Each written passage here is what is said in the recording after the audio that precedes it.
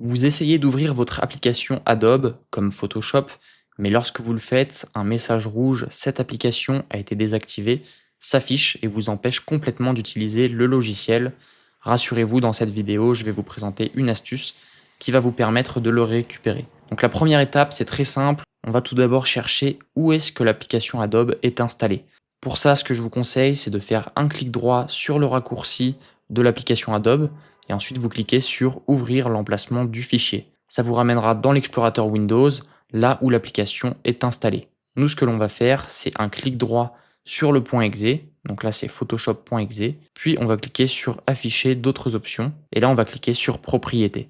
Ici, on va pouvoir copier l'emplacement du fichier .exe, donc vous faites CTRL-C ou clic droit puis copier. Et une fois que c'est fait, vous allez ouvrir le menu Windows et vous allez taper Windows Defender et vous allez ouvrir cette option-là, Pare-feu Windows Defender avec fonction avancée de sécurité. Ici, on va venir ajouter une règle de trafic entrant.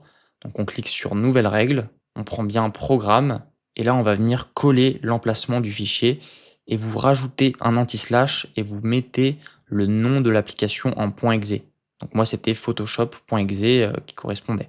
Vous le trouvez bien dans la liste normalement. Lorsque c'est fait, vous cliquez sur suivant. Ici, vous bloquez donc la connexion, puis vous cliquez sur suivant et vous pouvez donner un nom à votre règle, histoire de vous en souvenir, puis vous cliquez sur terminer. Ensuite, on va dans les règles de trafic sortant, on crée une nouvelle règle qui va être exactement la même. On prend programme, on colle le chemin, on rajoute un anti-slash et le nom de notre application en .exe.